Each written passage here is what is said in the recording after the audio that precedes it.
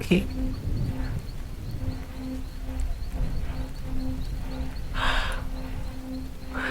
Yes, I'm very sleepy after Kung Fu. So, let's get right to it.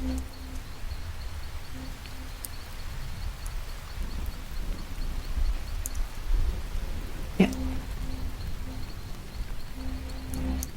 Night's dream. 9th December 2025. December 9th. Tuesday. Serial killer in my family house. There are 3 of us inside. Me and 2 friends. I screamed in fear a few times. Not sure if the murderer is inside the house with us. So I am making rounds around it with a big knife. But doing this alone, I am super scared and screamed once in fear after finding an abandoned murderer's weapon, which looked exceptionally hideous and disconcerting. I'm not describing it here. Highly unpleasant dream until the morning, when A with her boyfriend came back and rang on the doorbell. I called the police, they don't believe me, but then I showed them the 3 dead bodies in the garden, and they treat it seriously now. LOL, dream logic, somehow they don't suspect me. Right, they should. Dead bodies in my garden. Tons of police now in the garden documenting the crime scene. I take picture of that and said, this is impossible, and send it to B that I might be late for Xmas because of it. I don't want to stay in the house after that, especially not alone. So yeah, it belongs to the series of house dreams. I have a separate dream category for Hausu because I commonly return to my family house in my dreams. And yeah, somehow, these are not the most pleasant dreams. It shouldn't be like that.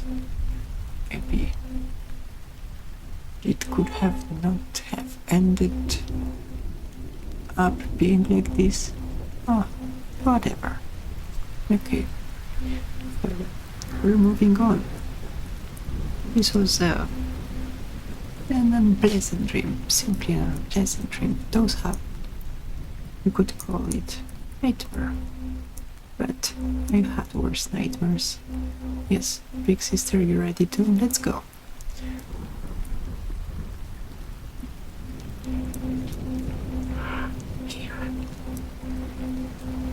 Okay. So, are you coming, big sister? Because here I just wanted to tiny thing. Not much. I just added a bit of a commentary to the main end of the staircase depression note. Okay, so now it goes as follows. Then with depression. Enough is enough. I'm no longer depressed. Okay, so what I added today was the ongoing process of not giving up. Congratulations. Depression. This is mine, from within, not from outside. Not of the same perspective in variability as the external reality of, say, hunger. And true, this might be a lie. You might be doomed to be slain by your own hand already on a genetical level of your inherited sensitivity bound in a hellish feedback spiral with the forms of an external reality of the modern capitalist hell. But if you believe that you have no fighting chance, well, the way I read it is completely ununderstandable. I'll probably return to it one day. And as it comes from within depression, Do I even want to label anything there with bearings of a sickness? To even use this word for what is within? Relations of this with the context of what's down the stairs. So definitely there's relation to a quick recovery note, which I will which is still just marked here. Much more needs to be written here, or at least a bit more. It's not like the largest topic, but quick recovery. So the idea of quick recovery is a very cute idea. I got from someone from TikTok that it's worth like not having like bad years, bad months, weeks, or even days, but try as much as possible to make it like bad moments instead of entire bad eons. So this is what it relates to it, like this idea of being done with depression. Because the idea here is that considering depression that a permanent default state is a founding condition for this technique of quick recovery. It is the reversal of a depression vector, no longer of something you will always invariably fall back into, but something that sometimes happens to you and you always invariably recover from. Yeah, so that's what I want you to add today, and I really have to be off to sleep, so sleep great.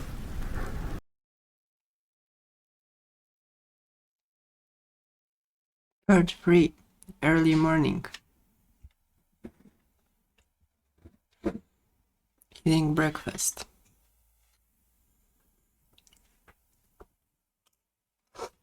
Hot.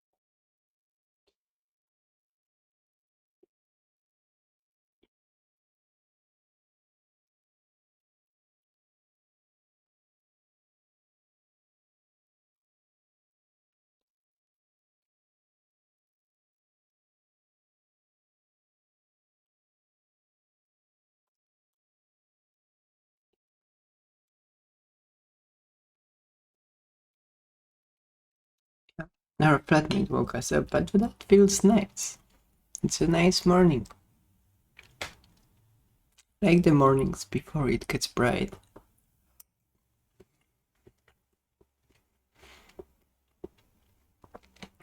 I think that actually what bothers me most about autumn and winter is not the short day,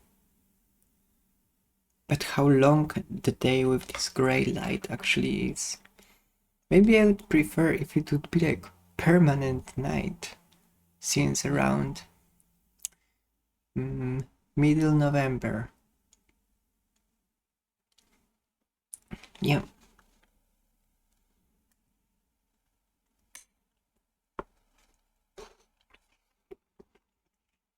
The morning light is okay, but once it's like really kicks in around, I don't know, maybe like 10 or even like by the end of 9, that light is oof.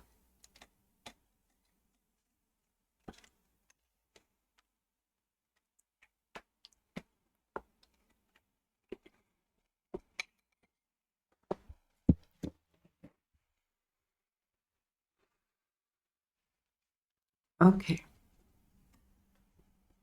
I'm going to read some book. I'm reading Audre Lorde. Is it how you pronounce her name? Audre Lorde? Yeah. Okay. End of part 3. Part 4. Finishing breakfast and reading you some. A shimmering glare of silver coats, every beach in my mind's eye. Glistening childhood summers that sparkled like the thick black. What's wrong with me? That sparkled like the thick glass spectacles I could not wear because of the dilating drops in my eyes.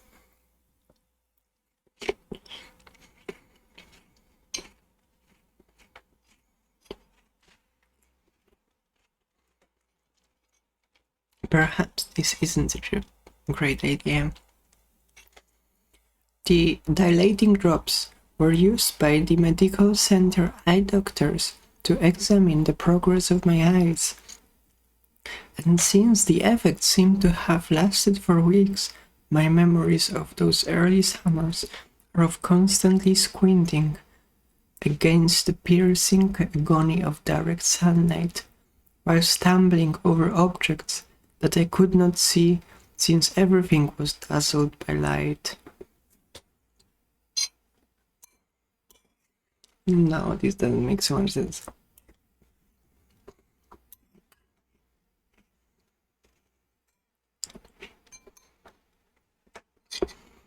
The crab shells in the sand were distinguished from the clam shells not by shape, but by the different feel of them beneath my brown toes.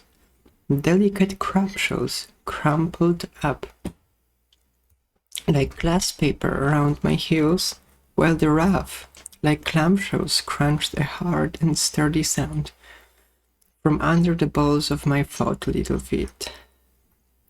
An old beached boat, abandoned on its side, lay in the sand above high tide down the beach in a little from the hotel.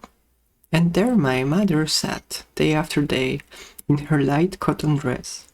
Her ankles were properly crossed, and her arms folded as she watched my 2 sisters and I play at the water's edge. Her eyes would be very soft and peaceful as she gazed over the water, and I knew she was thinking of home.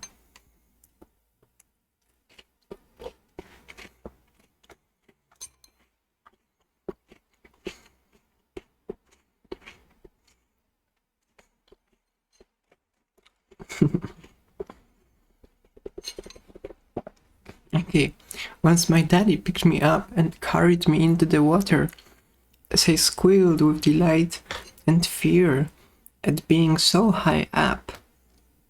He dropped me into the ocean, holding onto my arms, and I remember, as he raised me up, screaming in outrage at the burning taste of salt water in my nostrils that made me want to fight or cry.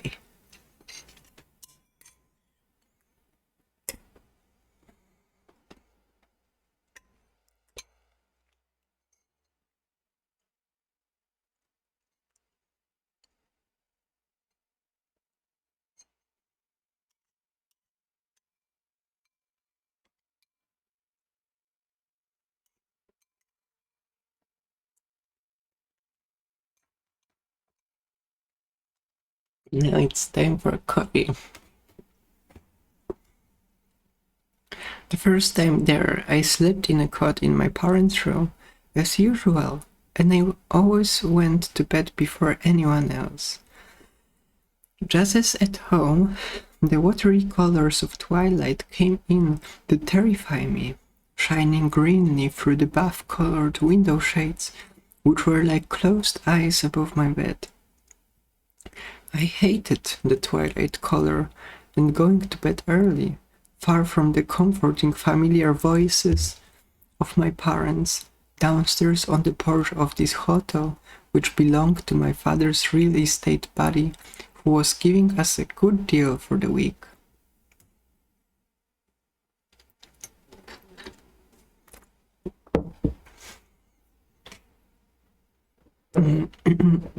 These yellow-green window-shade twilights were the color of loneliness for me, and that has never left me.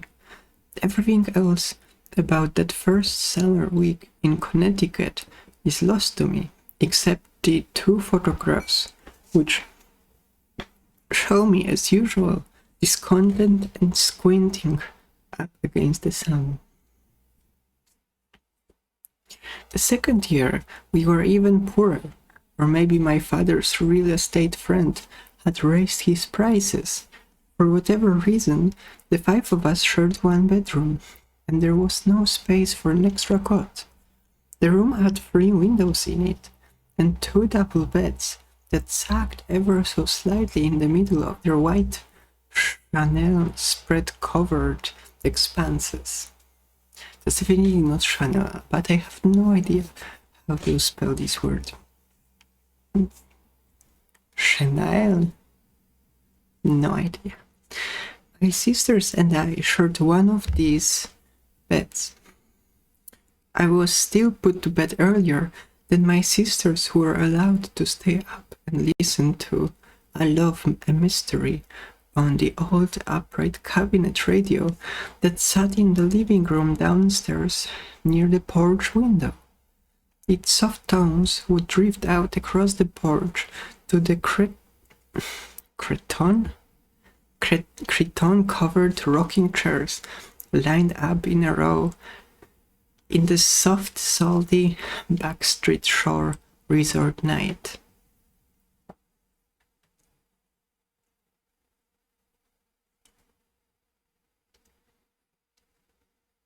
Its soft tones would drift out across the porch to the egg-covered rocking chairs lined up in a row in the soft, salty Backstreet Shore resort night. I didn't mind the twilight so much that year. We had a back room and it got darker earlier, so it was always night by the time I went to bed.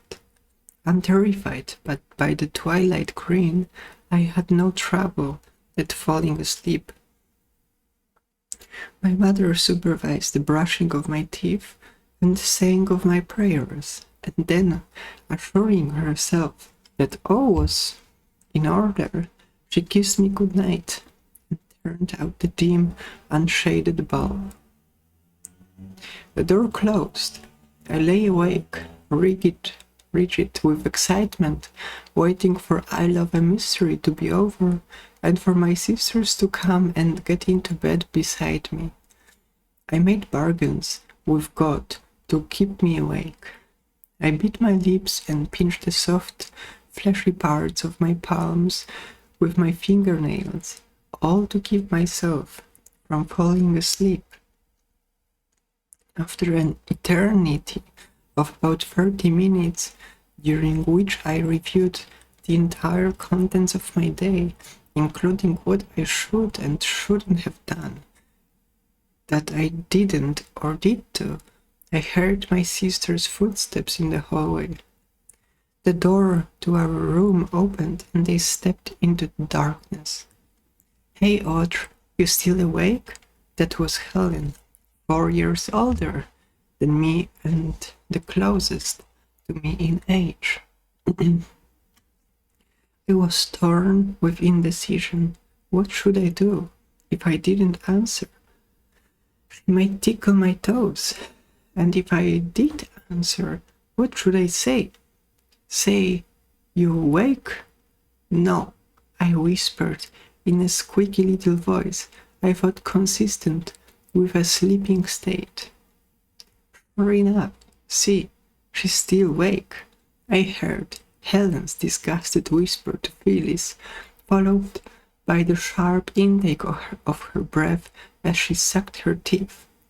Look, her eyes wide open still. The bed creaked on one side of me, What you still doing up, staring like a ninny? On the way in, you know, I told the boogeyman, come bite your head off, and he coming just now to you good. I felt the bed sag under the weight of both of their bodies, and of their bodies, one on either side of me. My mother had decreed that I should sleep in the middle to keep me from falling out of bed, as well to separate my two sisters. I was so enchanted with the idea of sharing bed with them that I couldn't have cared less. Helen reached over and gave me a little preliminary pinch. Ouch! I rubbed my tender upper arm,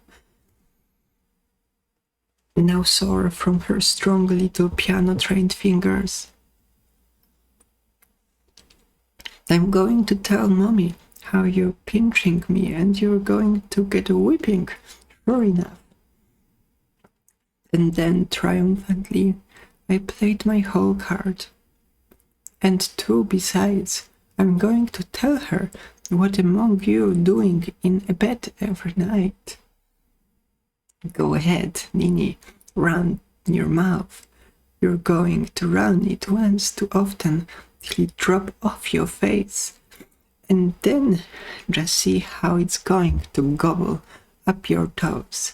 Helen sucked her teeth again, but moved her hand away. Oh, just go to sleep now, Audrey. That was Phyllis, my eldest sister, who was always the peacemaker, the placid, reasonable, removed one. But I knew perfectly well what I had pinched my palms to stay awake for, and I was waiting, barely able to contain myself.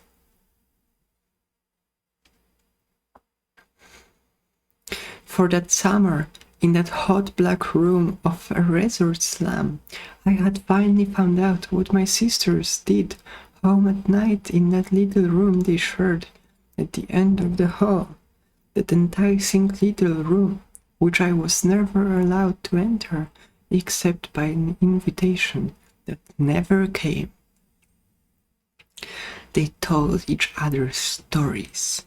They told each other stories in endless installments, making up the episodes as they went along, from fantasies engendered by the radio adventure shows to which we were all addicted in these days. There was Buck Rogers, and I Love a Mystery, Jack Armstrong, All-American Boy, The Green Hornet, and Quiet Please. There was the FBI in Peace and War, Mr. District Attorney, The Lone Ranger, and my all-time favorite, The Shadow, whose power to cloud men's minds so they could not see him was something I did not stop lasting for until quite recently. Okay.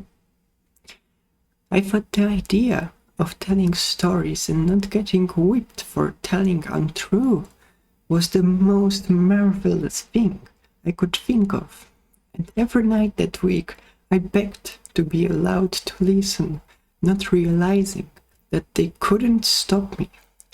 Phyllis didn't mind, so long as I kept my mouth shut. But by bedtime, Helen had had enough of a pesky little sister and my endless stream of questions.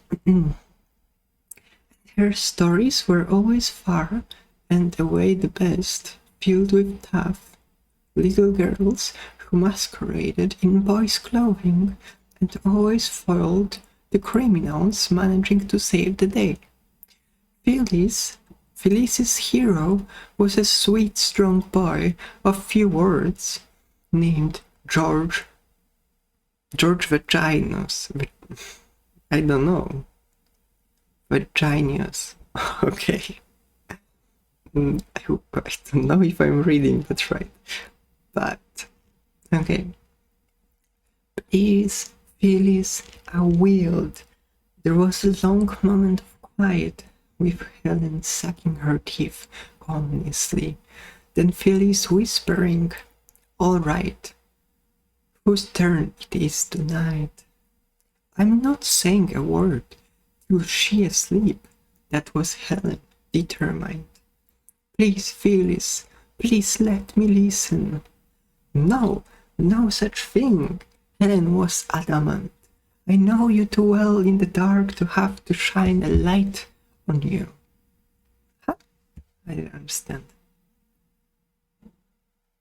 "I know you too well in the dark to have to shine a light on you."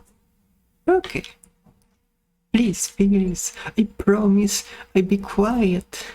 Could feel Helen swelling up beside me like a bullfrog, but I persisted, not realizing or caring that my appeal to Phyllis's authority as the elder sister only infuriated Helen even more. Phyllis was not only soft-hearted, but very practical, with the pragmatic approach of an 11-year-old West Indian woman. "Now, you promise you're never going to tell?" I felt like I was being introduced into the most secret of societies. Cross my heart, Catholic girls never hope to die. Helen was obviously not convinced. I stifled a squeak as she nibbled me again with her fingers, this time on the thigh. "I'm getting tired of all this, so if you ever so much as breathe a word about my stories, Sandman's coming after you the very same minute to pluck out your eyes like a mackerel for soup." And Helen smacked her lips suggestively, giving way with a parting shot. I could just see those little white, rubbery eyeballs swimming about in the bottom of the Friday night fish stew, and I shuddered. "I promise, Helen, cross my heart, I don't say a word to nobody, and I'll be so quiet, you'll see." I put both of my hands up across my mouth in the darkness, jittering from anticipation. It was Helen's turn to begin. Where were we now? Oh yes, so me and Bug had just fetched back the sky horse when Doc. I could not resist. Down came my hands. No, Helen, not yet. Don't you remember? Doc hadn't gotten there yet because I didn't want to miss a single thing. Helen's little brown fingers shot across the bedclothes and gave me such a nip on the buttocks that I screeched in pain. Her voice was high and indignant and full of helpless fury. You see that? What I tell you, Phyllis." She was almost wailing in fury. I knew it. She can't keep that miserable tongue in she mouth 1 minute. Sure enough, I told you so, didn't I? And now, too, besides she wants to steal me story. The two of you, Mommy's coming back here just now, and among you two going to make us all catch hell. But Helen wasn't going to play anymore. I felt her flop over on her side with her disgruntled back towards me, and then I could feel our bed shaking with her angry sobs of rage, muffled in the sweaty pillow.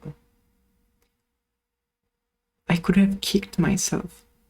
"I'm truly sorry, Helen," I ventured, and I really was, because I realized that my big mouth had done me out of a night's installment, and probably of all installments, for the rest of the week, and also knew that Mother would never let me out of her sight the next day long enough for me to catch up to my sisters as they ran off down the beach to complete their tale in secret. Honest, I didn't mean to, Helen. I tried one last time, reaching over to touch her, but Helen jerked her body sharply backwards, and her butt caught me in the stomach.